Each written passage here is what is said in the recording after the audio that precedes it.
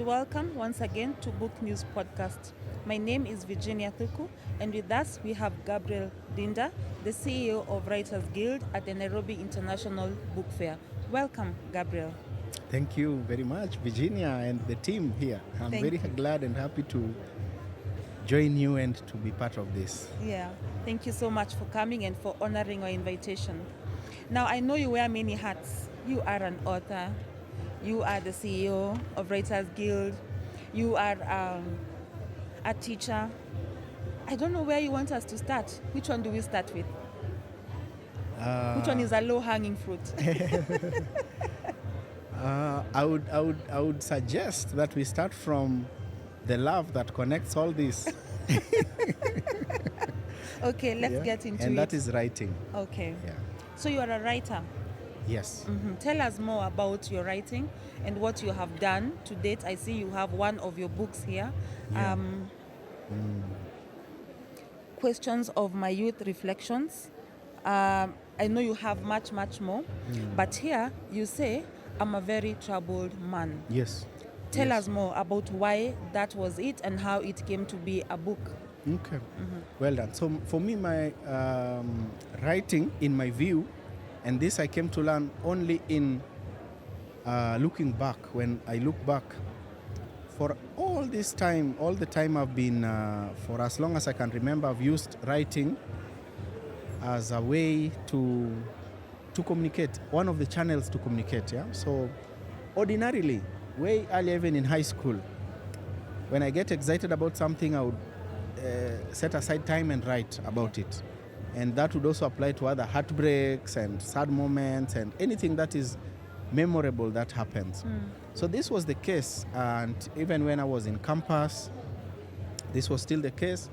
And then divinely, and I call it divinely, Yeah. I got connected to other people also who are not using writing for anything else other than just writing. Yeah. And then so now we decided to come together and then support each other and help each other to grow.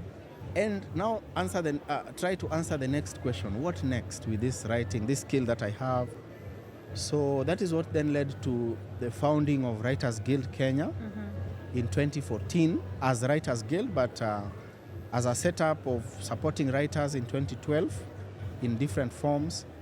Yeah, to try and make sense out of this skill that we consider very noble. Yeah. Writing skill, we consider it very noble and something that people can use to champion a cause, communicate something that needs to be heard. Yeah, so that was the beginning of even all these things that now we talk about, of what I've written. I've not written as much as I wish to have, but I have a writing routine where I write every other day, in different channels and in different platforms. So my writing also has grown with time. Mostly when I started, I was writing just news-related things. If something happens, like now we have the book fair, sooner or later I'll write something about the book fair. Okay. I started from that, but then sooner or later I got to a point where now I started what I would call reflective writing, where I sit and I look at something and I wonder whether it should be like that. Or I think of a suggestion or a solution in my mind and I write it out. I voice it out through writing. So that is partly what led to the book that is in front of you, Questions of My Youth. I was just trying to reflect on the reality of young people and some of the questions that we have or questions that we need to ask. And then in 2016, I took part in a project that led to publishing of a book called Questions of My Youth. Youth Unemployment in Kenya, a Ticking Time Bomb, which in a way predicted that if the youth are not productively engaged, they are educated, they are a bit hopeless, then sooner or later they will blow up. And I think in a way that prediction has come to pass. Yeah, so mostly my writing is relating to the youth, relating to philosophy, because I teach philosophy and ethics at Strathmore University, what you alluded to earlier. Yeah. And so I look at life from that end. But most of all, I would say the the summary of everything that I engage in is to help people to think more and to reflect more and hopefully to be better Yeah. in whatever they do or Okay. undertake. Okay. Now that you've written on various aspects and reflections, is there anything coming up, something hot? Well, whether it is hot or cold may be determined by the thermometer. All right. But yeah, so right now I'm working on two projects. From academically, I'm working very hard to finish my PhD. Okay. I'm doing PhD in climate change and adaptation, Okay. and I'm trying to look at how young people, how the activism that is done by young people can be more effective. So right now, most of my focus is around that. Okay. And even most of my writing is offshoot of the research that I'm doing or the literature that I'm interacting with around that. But also, I'm writing a book. Right this year, Writers Guild, we celebrated 10 years of Writers Guild. Congratulations. Thank you. Our Yeah. first event ever was on 16th June All right. 2014. Okay. And so on 8th June 2024, we celebrated 10 years. So I've been challenged, and I think it is worth it to write the journey of Writers Guild or the journey that we have traveled in Writers Guild. Today I can dare you that you can walk through, I would say 75% of these stands here at the book fair. And every stand you go to, you will most likely find someone who either has a history with Writers Guild, Yeah. they've been a member, Yeah. or is currently a member, Yeah. but it's a product of Writers Guild. Okay. Or, so that is a journey that we are very proud of, that we want to document. So I'm writing that book now, and it's called The Journey. The title could change, but the working title is The Journey. Okay. Yeah, so that is what we are working on now, but it will not be ready within these 10 years. It will within this year. Okay. It will be ready next year. Yeah, so when it will be ready, you will be the first to know. Thank you so much. And Yeah. now that you're celebrating 10 years, maybe someone is wondering, what is Writers Guild? Yeah, maybe you could expound on that and tell us more and how people can join. Yeah. Oh, yeah. Writers Guild is an incubation center for writers. Okay. In a simple way, we say that you come to Writers Guild as a chicken, you are incubated to hatch, and you are supported to support your chicks,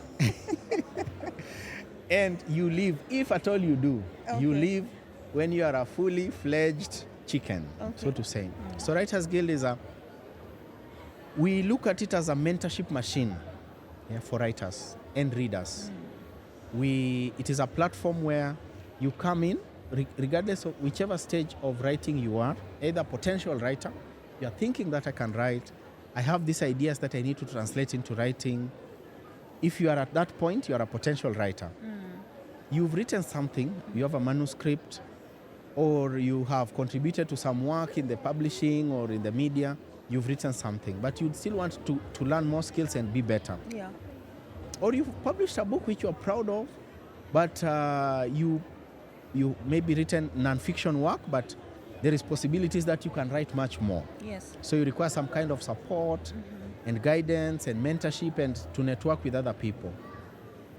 Or you're an accomplished writer, in your own words.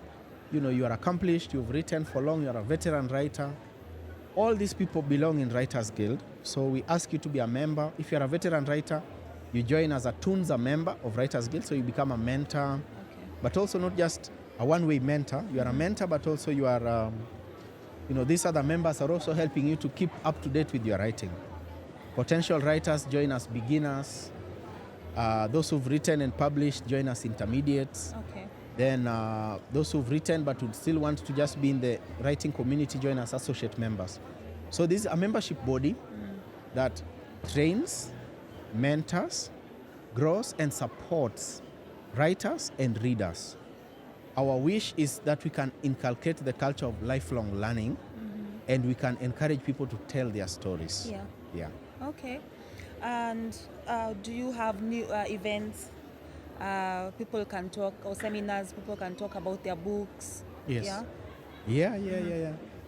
Yeah, when we started from that actually in Kenyatta University.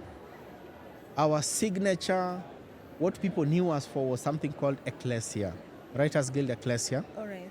which was we would meet every Tuesday, just bring writers, publishers, editors. We just bring everyone in a room, and then guided by some kind of a talking point, we interact, we talk, we are trained on an area. So that is where we started. So we had this weekly event happening. That has not changed. So to date, we still have a number of activities and programs. But one of them, when you join as a member, we have a program called a Great Writer Program. Okay. Great Writer Program is a self-paced hybrid program that is delivered through e-learning platform and also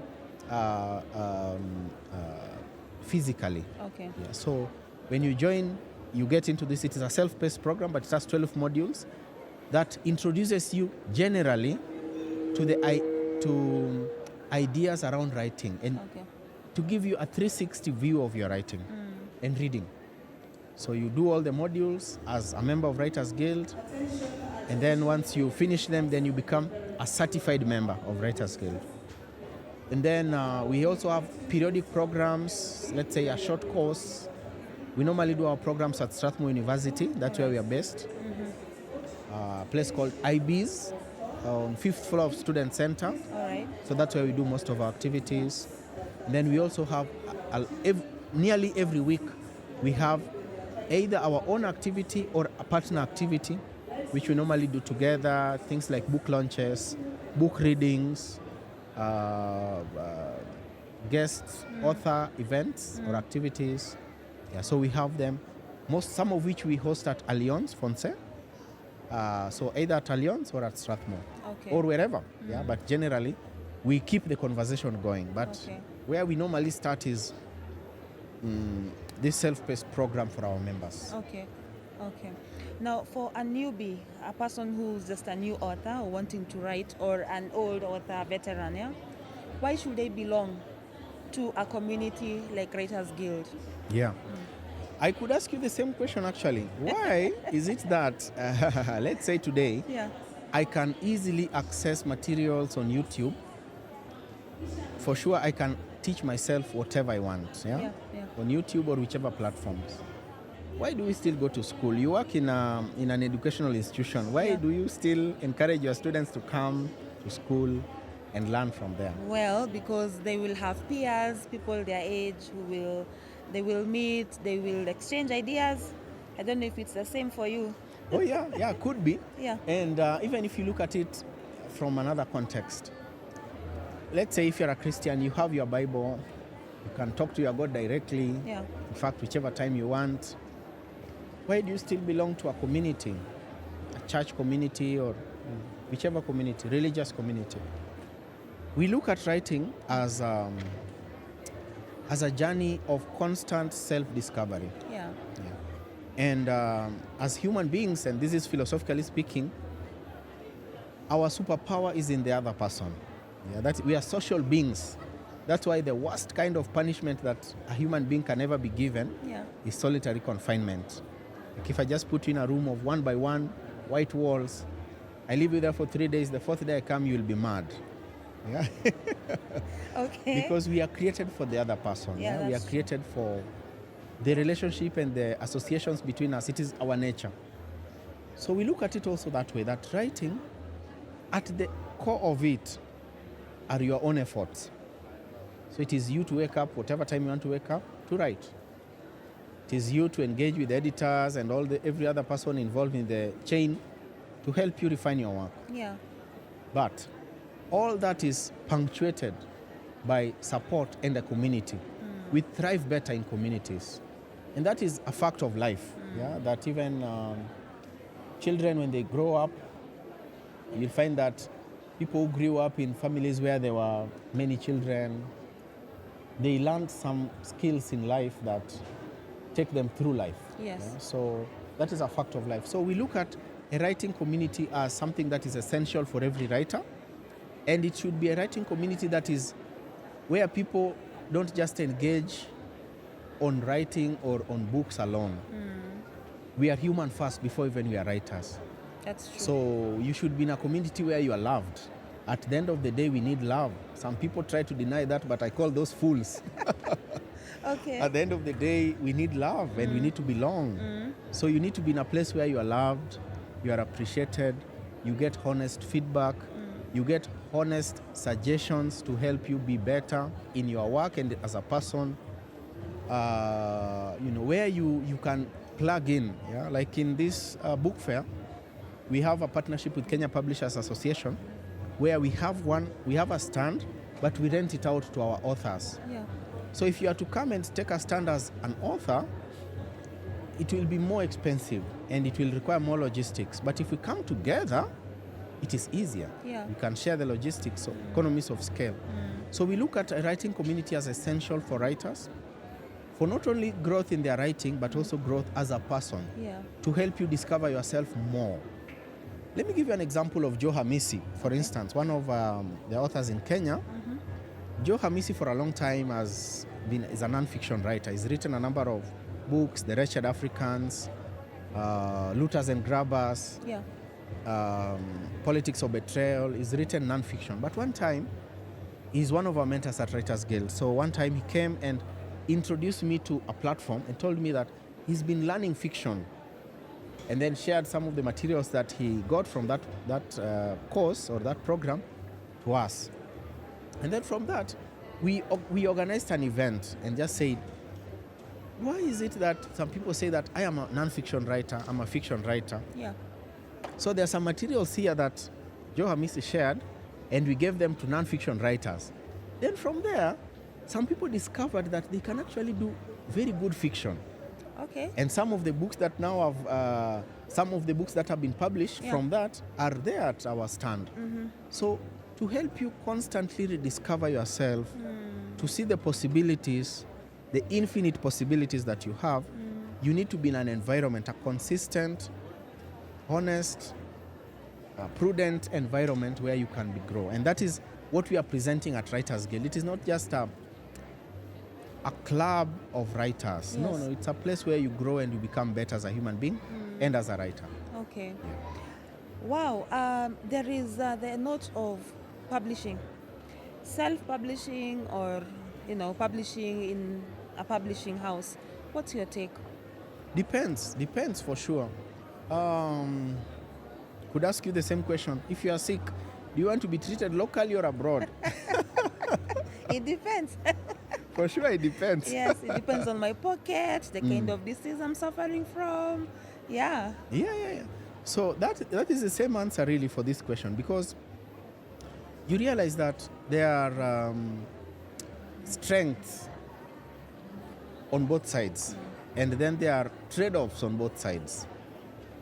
So it's just look at it from your point of view. Let's take examples, yeah? All right. You know Kinyanjui Kombani, one of the authors published by different publishers, Longhorn, Oxford. Yes. Yeah.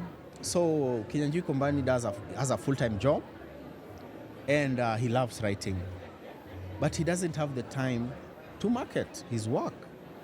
So what does he do? And I'm saying this because just recently gave us a workshop at Writers Guild and he shared this. So Okay. I'm just parroting what he said. Fair enough. So for him, he prefers traditional publishing or conventional publishing because it helps him to focus on what he needs to focus on. So he just sets aside time to write, and then after that, the other processes are handled by other people.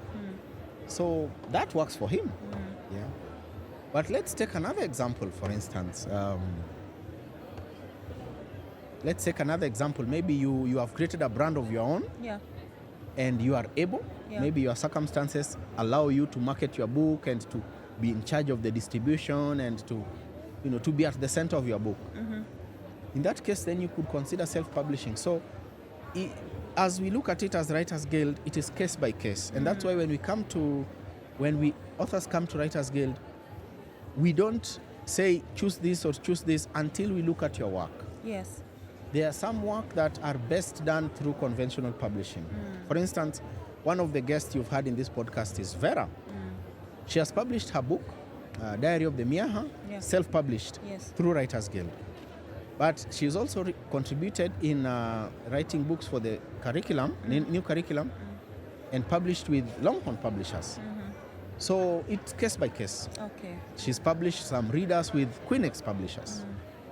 So it's case by case. Okay. So just look at both, and then you see which one is best for you. But we recommend that as an author, you need to be aware of what you are getting into from both sides, so that you make a prudent, informed decision. You just don't make decision that, oh, Virginia self-published and she looks okay. she's glowing. Yeah. And she looks okay. Then She's I'm doing going to well. self-publish as well. Self-publish it is. No. That is not informed. All right. Yeah. Okay. You've had 10 years in this area in Writers Guild. And over 10 years, so much has changed, especially in our writing, in technology, in AI, and has affected the way we probably, and now speaking from outside, has affected the way we think, critical analysis, because there's so much that's out there that you don't have to think. You just say, oh, is the weather hot or not? You just Google it and it tells you. Has that affected the output of our writing? For sure. Yeah, it has affected, or maybe, let me not use the word affected. Let me use the word it has impacted. Okay. Yeah? Negatively or positively. For sure, with the availability of information at your fingertips through AI or through these tools that we have today, and that is part of the program. In the program that we have, the Great Writer Program, we try to introduce you to all these things. Okay. I tell you, let's say the AI platforms that are that are meant to assist writers, until there are 1,000,001. Okay. 1,000,001. Yes, it is there are like a many of sea. them. Yeah. And they're easily accessible. Okay. Easily accessible. So, yeah, in a way, it has affected how we think. Now, and I also see it a bit with my students. People are not a bit rigorous. People are not rigorous in thinking. People do not want to do the hard work. Yeah. So I ask you something and you take the shorter route for it. What does that do to our mind or our brain? I don't know whether this is proven scientifically, but there is some joy with exerting your brain. And I'll give an example here. If you look at someone who is an ardent reader, and I have one of such person in our village called Odote Taya. Taya is a Luo word meaning light. All right. So he was the light of the village. Okay. The guy has been reading. I tell you, he reads. When you go and you ask him, it is like just a prompt. You just tell him 1972. Then he tells you everything that happened, not just in 1972, but in that decade. In that Yes. Okay. He is a library, And a in great walking detail. library. Yeah. The guy is now, I think, in his 90s, but his memory is still very good. His eyes are good. I don't know whether there is a correlation, but his brain is sharp. So in my view, when we put out, just the same way, when you go to the gym and you carry those muscles, whatever, you grow muscles. Yes, yes. So also when we exert our brain, or when we try to use our brain, it serves us better. But that now is, we are losing it, because now we don't want to memorize things because we can get them easily. We don't want to take the long routes, yeah? But also on another end, these new platforms that are coming have enabled us to maybe do more research better. Okay. So things that are repetitive, that you don't need to spend so much time doing, you can easily get. So hopefully, I would say that it depends on the use. It depends on the use. Yeah. But the greatest gift that all human beings have is the capacity to reason, or our mind. Yes. I doubt that we should always work to cultivate and to nurture it so that it can serve us better. So if I used an AI tool to write something, of course I could even use multiple, but if I was to put myself down, to go and get experiences, to sit down and dedicate time to write, the one that I would say has been written from these efforts, you will see a difference in it. You will see a difference in it. Okay. It is just like you preparing food at home. When you put love in it, imagine you've been treated well at home by Yeah. your spouse and your Yeah. children, and you say, Leo, I want to show you. I tell you, when you put love at what you're cooking, Yeah. it will turn out so well Yeah. that no amount of ordering food from these other platforms will replace Will that. help. Yeah. So for me, it's the use and the love in which we put in it. Yeah. Yeah. But I'm an advocate of try to use your mind better. We underrate our capacity to do all these things, but we can do a lot. Yeah. Gabriel, you are a storyteller. I don't know if you've ever wanted to do much more with that talent you have. You can tell stories very well. Oh, I see. Well, thanks for helping me discover that. I Yeah. didn't realize that. Yeah. I enjoy teaching. I love teaching. I enjoy teaching. Yeah. Because I don't look at it as just going to class and sharing facts that I've collected over time. No. I take it as a chance to bring something in a person, in this case my students, Okay. and to invoke something, to plant a seed that now you can grow on your own. So largely I do it through stories. Yeah. Yeah, stories, Yeah. examples, history. I love history. Yeah. So for now, I take that chance to tell stories. But also by God's grace, God has now blessed us with 2 children. So I've also started telling them stories. I hope I expand my storytelling platforms. They'll so take that after you. Yeah. So, parting shot. Yeah. This is the 25th edition of the Nairobi International Book Fair, Yeah. and you have been at it for some time. Yeah. For 10 years. For 10 years. Yes. Yeah. Now I know you've seen it grow by leaps and bounds. Yeah. What have you seen changing, and what do you want to see in future?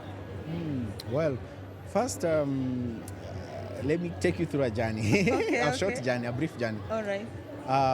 When I got introduced to Kenya Publishers Association from Kenyatta University, and I immediately fell in love with the association. Okay. And the first book fair I attended, 2015, I volunteered to be helping in the registration desk. All right. And then sooner or later, I volunteered to be assisting with social media and many things in between. But I fell in love with it because I loved what they stood for. That we are all making efforts to grow this reading culture and writing culture. But how better if we do it together? So I loved that from the beginning. And I said that for as long as possible, I will be part of this. And I will try to contribute as much as possible. And that's why in 2017, I joined the organizing committee. Okay. So I've been part of the organizing committee. Yeah. What I've seen change over time is the diversity of participation. I've seen more international firms opening up to the book fair. And I've, so every other time, so it has truly been international. Nairobi International Book Fair. So the international bit has truly been achieved, in my view, and of course being achieved. And also then just the diversity of also people participating. Earlier, it was majorly publishers, publishers taking part, and you'd come here and just find, I would say, not really just find, but largely you'd find school books. Yes. But with time, now we have platforms that are not necessarily in that field, but are supporting that field. So you see libraries coming to participate, you see printers coming, you see digital platforms, you see like Kitabu Cloud, Yes. you see digital platforms Yeah. coming to take part, regulators like KICD. So that it has broadened it, and that it has made it first more exciting to take part in it, and then secondly more resourceful. Because you come here, you just don't buy books and go home, Yeah. or you just don't talk to the publishers and ask them about the publishing process, but you also get a chance to talk to these other players. Yeah. So that I've seen change, and that is impressive. What would I love to see in the future? First, I would love to see today, if we were able to if we were able to get, let's say, the demographics of those who are taking part, you'd find that the children are here. Yeah, the school-going children Yeah. mostly are here, and they take part very joyfully. They come in happy. Yeah, they walk in very happy. And then you'd also find senior people who have people who love reading to the Yeah. core. Yeah. You'd find them here. But in the middle, I think there is some kind of disconnect here. I would love to see more young people here. Okay. Coming from universities, I would want to see universities taking part here, having discussions.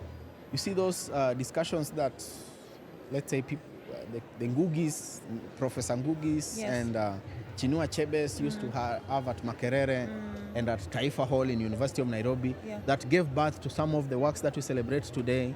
I would love them here, that we can have resourceful writers or iconic writers, Nobel winners, coming to the book fair, having discussions, so that we can have a robust discussion at the book fair alongside the showcasing of the books and the works that people are doing. So I would love to see that. Yeah. And then I would also love to see more participation from young people, universities, technical colleges, post-secondary, because especially that point, in my view, in secondary school you are asked to read, you have no choice. Yeah. But I would want to see more people reading as a matter of love Yes. coming for the Yeah. book fair. So in between Yeah. children and older people, Yeah. people, Yeah. I want to see the gap bridged a bit. You're right. There's a yawning gap there. Yeah. Because in school, children are exposed to literature. Then they have to wait maybe until they go to campus. And when they go to campus, it's not literature-based Yeah. courses that they take, yeah? Yeah, so that particular gap needs to be harnessed because there probably is some information that has been given when the kids are in high school Yeah. and that can be tapped into, for them to grow that talent in writing and reading. So, Gabriel, thank you very much for being with us and giving us your insights. They're so insightful. And we are so grateful that you could make time out of your busy schedule to come and just share your thoughts with us. And we hope that we can be able to view your books that you're going to write come next year Well, in the book thanks. fair. Yes. Thank you very much, Yeah. Virginia, and thank you for the platform. It would be a disservice for me to come out here without taking a moment to encourage you for the good work that you are doing. Yeah. We need more of this. We need more conversations around books. We need more conversations around writing. We need more conversations about reading. As we know, lifelong learning is part of SDG 4, under quality education. Yes. And we need to embrace this culture where people can think for themselves. And it starts from conversations. I saw when Writers Guild was starting, we were just reflecting 10 years, we're just looking at the journey that has been. And we say that when we were beginning, there were fewer events, fewer activities, fewer platforms for writers. But with time, that has changed. So we need more of this. Okay. So please, if you had planned to do episodes every month, Yeah. please, Writers Guild, and I'm speaking on behalf of 3,000 members, we are requesting that you do it every week because we need more of this. Thank you, Gabriel. And how can one get into to Writers Guild? Yes, Writers Guild, we are very happy to have you first. You should be impressed to hear that. Yes. To join us, just go to our website. If you Google or you check through whichever platform, Writers Guild Kenya, you will get to our website, www.writersguild.co.ke, and then you will see a blinking button. Join us. That is an invitation. Join us. When you fill the form, we will be in touch and we will join us. But also, we have a number of events and activities. Even before you make the decision to join us, come and sample what we do and how we do it, Okay. and see if you truly belong. Okay. So all these activities we've talked about, please pass by and see if you'd want to be part of us. But we are happy to have you. All right. Thank you, Gabriel. There's Asante so sana. much you have mentioned, and we are going to join Writers Guild. Oh, perfect. We can't wait to be a part of a community. So viewers and listeners, Yeah. Gabriel Dinda, the author of Questions of My Youth and others that are not here with us today. and also others that are coming up, and we hope that you are going to see them come in the next Nairobi International Book Fair. Thank you so much for listening in, and thank you, Gabriel, for making time to be here. We really appreciate, and all the very best in your future endeavors.